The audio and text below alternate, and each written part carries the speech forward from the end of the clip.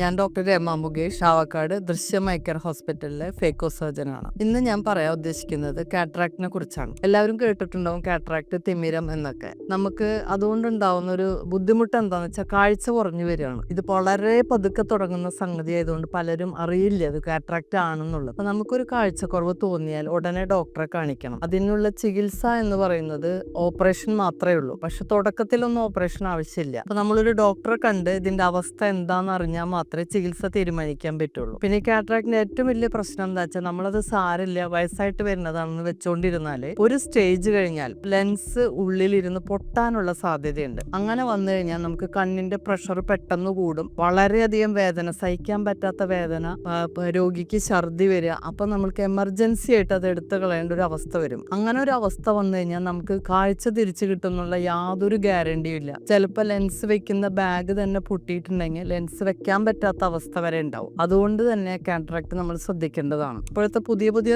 ഓപ്പറേഷനുകൾ എന്ന് പറഞ്ഞു കഴിഞ്ഞാൽ വേദനയില്ലാതെ ചെയ്യാൻ പറ്റുന്ന, ഇഞ്ചക്ഷൻ ഇല്ലാതെ ചെയ്യുന്ന ഓപ്പറേഷനാണ് ഇപ്പം അധികം. ഒരു പേഷ്യന്റിന്റെ സ്ഥിതി അനുസരിച്ച് നമുക്ക് തീരുമാനിക്കാൻ പറ്റുള്ളൂ. എന്നാലും 95% ആൾക്കാർക്കും നമുക്ക് വേദന ഇല്ലാതെ, ഇഞ്ചക്ഷൻ ഇല്ലാതെ ഓപ്പറേഷൻ ചെയ്ത് പുതിയ ലെൻസ് വെച്ച് കാഴ്ച തിരിച്ചു കിട്ടുന്ന അവസ്ഥയാണ്. പല അസുഖങ്ങൾക്കും നമുക്ക് കാഴ്ച തിരിച്ചു കിട്ടാത്ത ഒരു രോഗത്തെ നിയന്ത്രിച്ച് നിർത്താനേ പറ്റുള്ളൂ.